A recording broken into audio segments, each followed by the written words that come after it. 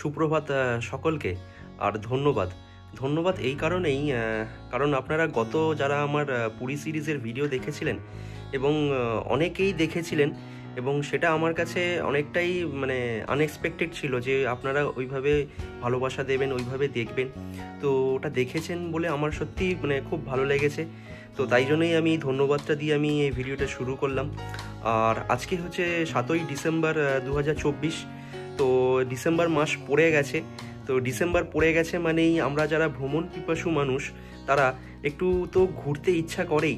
তো তাই আজকে হচ্ছে শনিবার, আমরা একটু বেরিয়ে পড়লাম বা বেরোবো একটা নতুন জায়গা। বলবো না, আমি এই জায়গাতে আমি আগেও গেছি, 2023 সালেতে গেছি। সেটা হচ্ছে টাকি, কিন্তু তখন আমি একটা শর্ট ভিডিও করেছিলাম, কোনো লং ভিডিও করিনি। তো এবার একটা লং ভিডিও করব বলে ভাবছি, আর সেটা আমি আপনাদের সাথে শেয়ার করব। ওখানে যা যা জায়গা আছে সেটা এক্সপ্লোর করব। কতবারে এত দেরি করে বেরিয়েছিলাম, সেখানে তো আমরা কিছু দেখাতে পারিনি আপনাদের, এবং আমরা নিজেরাও সেরকমভাবে দেখতে পারিনি। শুধু ইছামতি নদীর পাশে গেছিলাম, ওখানেই গিয়ে একটু দাঁড়িয়ে সময় কাটিয়ে চলে এসেছিলাম। তো আমি আপনাদেরকে বলেছিলাম যে এবার যখন যাব ভালোভাবে জায়গা দেখানোর চেষ্টা করব। তো সেই উদ্দেশ্য নিয়েই আমরা বেরোচ্ছি। তো চলুন যাওয়া যাক। এখন ঘড়িতে সময় হচ্ছে সকাল 7:35। তো চলুন আর কথা না বাড়িয়ে আমরা বেরিয়ে পড়ি। এখন ঘড়িতে সময় হচ্ছে সকাল 9টা। আর পাশে কাকে দেখতে পাচ্ছেন? চিনতে পারছেন? বৌদি। আর উল্টো দিকে আছে সৌগতদা, দেখাচ্ছি আমি। আর আমরা এখন যে জায়গাটায় দাঁড়িয়ে রয়েছি, আমরা টাকি পৌঁছাইনি যদিও, আমরা এখন রয়েছি হচ্ছে করুণাময়ী মন্দিরে। টালিগঞ্জে করুণাময়ী মন্দির আছে, সেখানে মায়ের মন্দিরে এসেছি। ভাবলাম একটু সকালবেলা একটু অঞ্জলি দিয়ে যাই, পুষ্পাঞ্জলি দিয়ে টিয়ে আজকে যাত্রাটা শুরু করি। এসে সৌগতদাকে পিক আপ করলাম, তাই একটু সময় লেগে গেল। আমরা অনেকক্ষণই বেরিয়েছি, গাড়ি নিয়ে বেরিয়ে পড়েছি। নিয়ে তারপরে একটু পেট্রোল ভরালাম, ভরিয়ে টরিয়ে তারপরে সৌগতদাকে পিক আপ করেছি। তো তাই এখন এই যে বৌদি দাঁড়িয়ে আছে, তো আমরা একটু পুজো দিয়ে নিলাম। আর সৌগতদা মিমি ওইদিকে আছে, দেখাচ্ছি আপনাদের। আর একটু সকাল সকাল একটু মায়ের মূর্তিটাও দর্শন করে নিন, তাহলে দিনটা হয়তো আশা করি সবার ভালো কাটুক এবং ভালো কাটবেও। এই যে সৌগতদা আর মিমি, গুড মর্নিং।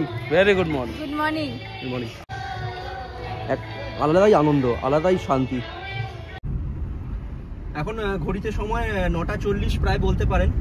আমি এখন ড্রাইভিং সিটে। তো আমাদের এখান থেকে যেতে সময় লাগবে প্রায় ধরে রাখুন মোটামুটিভাবে 3 ঘন্টা। আমরা একটু গল্প করছিলাম, তাই আর কি ভিডিওটা তখন শুরু করতে পারিনি। 9টার সময় আমরা পুজো দিয়ে একটু চা খেয়ে তারপর আমরা গাড়িতে উঠে পড়েছিলাম। তো একটু অনেকদিন পর দেখা হয়েছে, তো একটু তাই গল্পে ব্যস্ত হয়ে পড়েছিলাম। তো এই এখন আমরা যাচ্ছি, অভিষিক্তা সবে ক্রস করলাম। ক্রস করে এবার আমরা বাসন্তী হাইওয়ের দিকে যাচ্ছি। তো চলুন এবার রাস্তায় যেতে যেতে যত রকম আমরা অভিজ্ঞতা সঞ্চয় করব সেটা আপনাদের সাথে আমি শেয়ার করছি। আর আরেকটা কথা আপনাদের আমি বলে দিই, যে এই ভিডিওটা হচ্ছে কিন্তু আমি এবার ক্যামেরা নিয়ে আসিনি, এটা সম্পূর্ণ আমার ফোনে ভিডিওটা করছি আর কি। এতদিন আমি ক্যামেরাই করছিলাম, তো এবার আজকে ক্যামেরা নিয়ে আসিনি। নতুন ফোন, বুঝতেই পারছেন, যারা আমার শর্টসটা দেখেছিলেন সেটা হয়তো বুঝতে পারছেন যে আমি কোন ফোনে আমি ভিডিও করছি। তো যাই হোক, নতুন ফোনে ভিডিও করে দেখি কেমন অভিজ্ঞতা আমাদের হয়। চলুন। সৌগতদা এখান থেকে বেরিয়ে গেল। আমরা এখন রয়েছি টাকি স্টেশনে। এই পিছন দিকেই হচ্ছে টাকি স্টেশন, আর এখানে সব টোটো স্ট্যান্ড, আর আমাদের টোটোর পিছনেই গাড়িটা রাখা হয়েছে। আর এই সামনে হচ্ছে দাদা, ইনি হচ্ছেন প্রশান্তদা। ইনি আজকে আমাদের সমস্ত জায়গা ঘোরাবেন। তো ইনার নাম্বার আমি দিয়ে দেবো, ইনার ডিটেলসও আমি দিয়ে দেবো যে ইনি কীরকমভাবে, এবং দাদা খুব ভালো। তো দাদা দেখি কোথায় কোথায় নিয়ে যায়, তো আমরা সেই জায়গাগুলো আপনাদের সামনে আমি তুলে ধরার চেষ্টা করব। চলুন। বাইরে খুব রোদ, তাই সানগ্লাসটা পরে নিয়েছি। আর এখন আমরা যাচ্ছি হচ্ছে, দাদারা টোটোতে উঠে পড়েছি। আমরা এখন যাচ্ছি কোথায়? টাকি রামকৃষ্ণ মিশন। হ্যাঁ, টাকি রামকৃষ্ণ মিশন আমাদের প্রথম স্পট। তো চলুন ওখানে গিয়ে আজকে জায়গাটা ভিজিট করে নিই। আচ্ছা, আপনারা যারা একদিনে কোনো একটা জায়গা ভিজিট করতে চাইছেন বা একদিনের জন্য একটা কোনো ট্যুর প্ল্যান তৈরি করতে চাইছেন, তো সেটা টাকি কিন্তু আমার মনে হয় একটা বেস্ট জায়গা। তো সেই জায়গাটা আপনারা চুজ করতে পারেন। আমিও চেষ্টা করছি আপনাদের ভালোভাবে, আপনাদের সুবিধার্থে ভালো ভালো জায়গা আপনাদের সামনে তুলে ধরার। তো সেই চেষ্টাটাই করছি। তো চলুন, আজকে প্রথম জায়গা হচ্ছে টাকি রামকৃষ্ণ মিশন, সেই জায়গাটা গিয়ে আপনাদের আমি দেখাচ্ছি। এই হচ্ছে টাকি রামকৃষ্ণ মিশন আশ্রমের গেট। এই সামনে হচ্ছে টাকি রামকৃষ্ণ মঠ। রামকৃষ্ণ মঠ এখন বন্ধ আছে কিনা বুঝতে পারছি না। আমরা এখন দাঁড়িয়ে রয়েছি টাকি রামকৃষ্ণ মিশনে। তো দুর্ভাগ্যবশত এখন টাকি রামকৃষ্ণ মিশন বন্ধ আছে। আমি জানি না এখানে কোনো সময়ের সূচি দেওয়াও নেই যে কখন বন্ধ হয় কখন খোলে। আপনাদের সকালবেলা এক কালী মায়ের দর্শন করিয়েছিলাম, এখন আরেক কালী মায়ের কাছে এসেছি। টাকির এখানে নাম কালী মা হচ্ছে ফুলেশ্বরী কালী। তো দেখে নিন একবার, দেখাচ্ছি আপনাদের। এই হচ্ছে মায়ের মুখ, সামনে ফুলেশ্বরী কালী। স্থানীয় বাসিন্দাদের বিশ্বাস যে মায়ের কাছে নাকি যা চাওয়া হয় মা তাই দেন। আর এই সামনেই নিচে হচ্ছে এখানে এই যে বলির স্থান, এখানে বলি দেওয়া হয় কালী পুজোর সময়। এই যে এত বড় জায়গাটা দেখতে পাচ্ছেন, এখানে কালী পুজোর সময় নাকি ভোগ খাওয়ানো হয়, সবাই ভোগ পান। আপনারা অনেকেই হয়তো বিসর্জন ছবিটা দেখেছেন। তো এই বাড়িটা কি আপনাদের পরিচিত লাগছে? এইখানেই আর কি সেই বিসর্জন সিনেমাটার শুটিং হয়েছিল। এখানেই হচ্ছে কৌশিক গাঙ্গুলি, যে উনি পরিচালক, উনি এটার ভাড়া নিয়েছিলেন আর কি, মানে এখানে ছবিটা ছায়াছবিটা করার জন্য। আমরা এখন এসে পৌঁছলাম টাকি রাজবাড়িতে। এই টাকি রাজবাড়ির গেট, আর ঢুকেই আপনারা ডান দিকে দেখতে পাবেন টিকিট কাউন্টার, টিকিট ঘর। এখানে 10 টাকা করে টিকিট করতে হয় আর কি, করে আপনারা ভিতরে যেতে পারেন। তো চলুন গিয়ে দেখাচ্ছি আপনাদের। এই হচ্ছে এখানে সামনে দুটো গম্বুজ মতো করা, মানে একটা দেখতে যাতে সুন্দর লাগে আর কি। তো এই হচ্ছে প্রবেশ পথ। তো ঢুকে চলুন আমরা ভিতরে যাই। এইদিকে হচ্ছে দুর্গা মায়ের মূর্তি, এইদিকে সোজা গেলে দুর্গা মায়ের মূর্তি আছে। তো চলুন সেটাও দেখিনি। ঢুকেই সামনে একটা বেশ বড় জায়গা, কিন্তু এখানে অনেক গাছপালাও আছে। ঠান্ডা পরিবেশটা, মানে এমনি শীতকাল যদিও, কিন্তু পরিবেশটা ঠান্ডা। আপনি যদি গরমকালেও আসেন এখানে কিন্তু আপনার গরম লাগবে না, যেহেতু অনেক গাছপালা রয়েছে এখানে। এই হচ্ছে টাকি রাজবাড়ির দুর্গা মায়ের মণ্ডপ। হ্যাঁ, এই সামনেই হচ্ছে দুর্গা মণ্ডপ, এই তার রাস্তা। তো চলুন যাই, এগিয়ে যাই। দুর্গা মায়ের ছোট মূর্তি দেখতে পাচ্ছি এখান থেকে আমি, কিন্তু ক্যামেরায় বোঝা যাচ্ছে না। সামনাসামনি গিয়ে আপনাদের আমি দেখাচ্ছি, চলুন। আর এখানে দেখুন সৈন্য সামন্তরা দাঁড়িয়ে আছে, বেশি বদমাইশি করা চলবে না কিন্তু। এই দেখুন সামনেই মায়ের মূর্তি, জুম করে দেখাচ্ছি, দেখুন।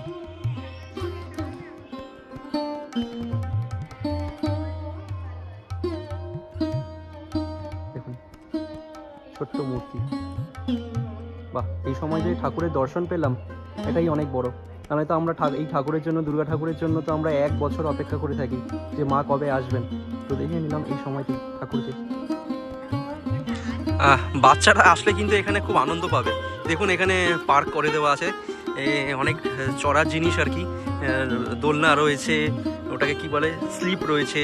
এটা আমরা ছোটোবেলায় যেটা চড়তাম, ঢেকু সুকুচ বলতাম, তো সেই জিনিস রয়েছে।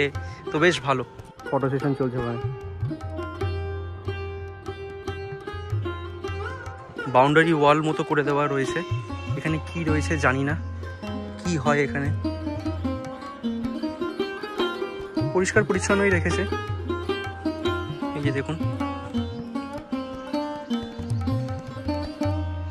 স্পট 2 বলে লিখে রেখেছে। এখানে বসে হয়তো পিকনিক করা যায় আমার মনে হচ্ছে, ওই জন্যই এখানে স্পট ভাগ করে দেওয়া রয়েছে। এই যে এখানে একটা স্পট, ওইদিকেও একটা স্পট, আর ওপাশে ছেলেরা ক্রিকেট খেলছে। ছোটবেলার স্মৃতি, খেলার তো বয়স হয় না, খেলার ছোট হোক বা বড়, খেলতে সবাই ভালোবাসেন। তো সেগুলো দেখে, মানে আমরা যেহেতু ছোটোবেলায় খেলতাম, এখন আর সেই খেলার সময় হয় না, সুযোগ হয়ে ওঠে না। তো সেই জিনিসগুলো, পুরোনো দিনের কথা, স্মৃতিগুলো আর কি মনে পড়ে। তাই সেই আর কি আপনাদের সাথে শেয়ার করা। আপনাদেরও হয়তো সেই স্মৃতি রয়েছে, আছে, তাই জন্য আপনাদের সাথে সেইটা শেয়ার করলাম। এই যে সামনে বড় খানাটা দেখতে পাচ্ছেন, এই খানা দিয়ে নাকি আগে মহিষ বলি হতো, এবং তার পাশে যে ছোটো খানাটি, ওটা দিয়ে পাঠা বলি হতো। এই হচ্ছে ইছামতি নদী। আর ইছামতি নদীর ওই পাশে যে জমিটা দেখতে পাচ্ছেন, মানে যে ল্যান্ডটা দেখতে পাওয়া যাচ্ছে, সেটাই হচ্ছে বাংলাদেশ। আর আমরা এখন ইন্ডিয়া, মানে একটা নদী ভাগ করে দিয়েছে 2 দেশকে। এই সামনে যেটা দেখতে পাচ্ছেন, এটা হচ্ছে ব্রিটিশ আমলের নলকূপ। তো এখান থেকেই সমস্ত জল আগে নেওয়া হতো, মানে ব্রিটিশ, বুঝতেই পারছেন যে অনেক দিন আগের কথাই বলছি। তো এখানেই সমস্ত, এখান থেকে জল নিয়ে যাওয়া হতো। এই হাতিটা কি বসলো, প্রজাপতি চলে গেছে। টাকা আসবে, টাকা আসবে। হ্যাঁ, ঠিক ঠিক ঠিক। তো যাই হোক, তো এই হচ্ছে নলকূপ, ব্রিটিশ আমলের বহু পুরনো। এখন কি নলকূপ আছে আর নেই মনে হয়, নাকি আছে? আবার নতুন করে সংস্কার করছে না? আচ্ছা আচ্ছা, নতুন করে আবার সংস্কারের কাজ চলছে, ভালো। এগুলোকে, পুরনো জিনিসগুলোকে জিয়ে রাখা, সংরক্ষণ করে রাখা ভালো। এগুলো হেরিটেজ সাইট হিসেবে আমাদের কাছে এখন গণ্য। সামনে আমরা বিএসএফের কাছে আমাদের আইডি কার্ড জমা রেখে এই রাস্তা ধরে সোজা এলাম। এসে এই যে দেখুন একটা মোড় মতো পড়বে, আর এখানে বোর্ড দেওয়া আছে গোলপাতা জঙ্গল, এই ডান দিক দিয়ে, মানে এই রাস্তা ধরে আমাদের সোজা চলে যেতে হবে। বেশিক্ষণের রাস্তা নয়, 5-7 মিনিটের রাস্তা। তো চলুন যাওয়া যাক। আমি ওখানটায় ভিডিও করিনি, কারণ হচ্ছে যে ওখানে বিএসএফ একটা সিকিউরিটির ব্যাপার আছে, বুঝতেই পারছেন। এই যে সব আমরা হেঁটে হেঁটে যাচ্ছি। কেমন লাগছে? দাদা নেই, দাদাকে মিস করছি। এই হচ্ছে মিনি সুন্দরবনের ভিতর দিয়ে যাওয়ার রাস্তা, বেশ ব্রিজ মতো করে রেখেছে।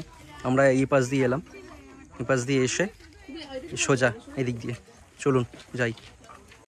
এই গাছের মধ্যে দিয়ে, এরকম জঙ্গলের মধ্যে দিয়ে এরকমভাবে একটা সুন্দর ব্রিজ মতো তৈরি করা, আর তার মধ্যে দিয়ে আমাদের যাত্রা দারুণ লাগছে কিন্তু এক কথায়। এখানে একটা বসার জায়গা মতো, মানে হল্টিং একটা স্টেশন বলতে পারেন। আমরা এই পাশ দিয়ে এলাম, এসে এই যে বাঁদিকে ঢুকেই বাঁদিকে সোজা চলে যাবে হচ্ছে নদীর পার। এই সামনে হচ্ছে ইছামতি নদী। এখানে আপনি কিছুক্ষণ দাঁড়িয়ে সময় কাটাতে পারেন। দেখুন নদীর ধারে একদম চলে এলাম।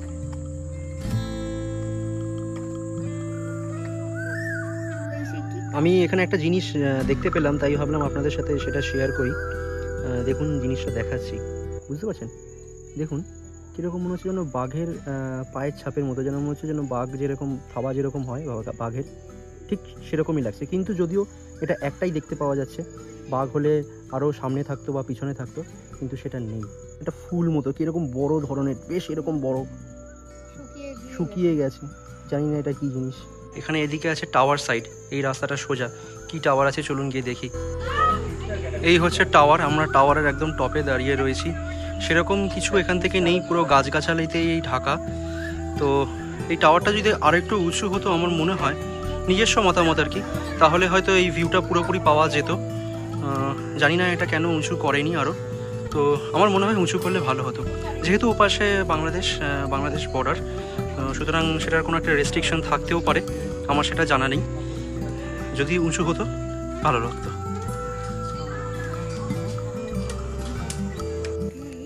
এই যে সামনে যে গাছটা দেখতে পাচ্ছেন, এটাই হচ্ছে গোলপাতা গাছ। এই গোলপাতার নামেই এখানকার নামকরণ হয়েছে, গোলপাতার জঙ্গল বা মিনি সুন্দরবন। আর কিছুক্ষণ আগে আপনাদের যে ফলটা দেখাচ্ছিলাম না, বেশ একটা বড় মতো ফল ছিল, সেই ফলটাই আর কি হচ্ছে গোলপাতা। আমি এখন আইডেন্টিফাই করতে পারলাম, কারণ ওই প্রশান্তদা বলছিলেন, মানে টোটো দাদা বলছিলেন যে একটা গোল মতো ফল আছে, সেটাই ফলটার নাম অনুসারেই এখানকার নাম হয়েছে গোলপাতা। কিন্তু পাতাগুলো লম্বা, দেখুন পাতাগুলো কিন্তু সেই আমাদের নারকেল গাছের মতো দেখতে লাগছে, কিন্তু এখানে গোলপাতা আমি দেখতে পাচ্ছি না। একটা ফল কোথায় বলো তো? হ্যাঁ হ্যাঁ হ্যাঁ হ্যাঁ হ্যাঁ, এই দেখুন দেখুন দেখুন দেখাচ্ছি, দেখুন এই দেখুন, ঠিক ঠিক, এই যে দেখুন, এই যে এই যে এই যে এটাই, এই ফলটাই কিন্তু শুকনো হয়ে তখন ওখানে পড়েছিল, শুকিয়ে গেছিলো। তো এটা এখনও গাছের সাথে মানে লেগে আছে আর কি। তো এটাই হচ্ছে গোলপাতা। তো এই নাম অনুসারেই এখানকার নাম হয়ে গেছে গোলপাতার জঙ্গল। ওইখানেও আছে, ওই যে ওখানেও ফলটা দেখা যাচ্ছে। ক্যামেরাতে বোঝা যাবে কিনা জানি না, আমরা খালি চোখে পরিষ্কার দেখতে পাচ্ছি। এতক্ষণ পরে মিমির গলার আওয়াজ পাওয়া গেছে। নাইপাফ কি ইংলিশে কি লেখা ওটা দেখতে পাচ্ছি না। ফ্রুটিক্যান্স, নাইপা ফ্রুটিক্যান্স সাইন্টিফিক নেম, দেখে নিন, এই যে নাইপা ফ্রুটিক্যান্স। আমরা মিনি সুন্দরবন থেকে বেরিয়ে 10 টাকা টিকিট কেটে আমরা এসে পৌঁছলাম ঘোষবাড়ির দুর্গা দালান। তো সামনেই আমার রয়েছে ঘোষবাড়ির দুর্গা দালান, নাকি 300 বছরের পুরনো। দেখাচ্ছি আপনাদের, এই হচ্ছে সেই ঘোষবাড়ি দুর্গা দালান। ছোটোখাটো এইসব জায়গাগুলো কিন্তু একদিনে এসে ঘোরাই যায়, মনটাও ভালো হয়ে যাবে এবং নতুন জায়গা একটা দেখতেও পাবেন। আমার মনে হয় যে আপনারা একদিনের জন্য একটুখানি প্ল্যান করে আসুন, তো এইসব ছোট ছোট জায়গাগুলো ঘুরে যান, আপনাদেরও ভালো লাগবে। দেখুন এই জায়গাটা কি সুন্দর লাগছে, এখানে সূর্য এখন অস্ত যাচ্ছে, বেশ সুন্দর লাগছে দেখতে। আর আমরা যে জায়গাটায় দাঁড়িয়ে রয়েছি সেটা হচ্ছে একটা মোহনা বলতে পারেন, মানে 3 নদীর সংযোগস্থল। দূরে যে সোজা দেখতে পাচ্ছেন, দূরে নদীটা চলে গেছে ওইদিকে বাঁকবে, ওটা হচ্ছে কালিন্দী নদী। আর এই পাশে যে নদীটা চলে গেছে এটা হচ্ছে বিদ্যাধরী নদী। আর এই সামনে যে নদীটা দেখতে পাচ্ছেন এটা হচ্ছে ইছামতি নদী। অর্থাৎ এই 3 নদীর সংযোগস্থল কিন্তু এই সামনেটাই। পাশের বাংলাদেশে কে পাতার জঙ্গল না ওটা, একটু জুম করে দেখাই আপনাদের। দেখুন আমাদের ওখানে যে গোলপাতার জঙ্গল ছিল না, কেয়া পাতার জঙ্গল। আচ্ছা, দেখুন ওটা হচ্ছে কেয়া পাতার জঙ্গল।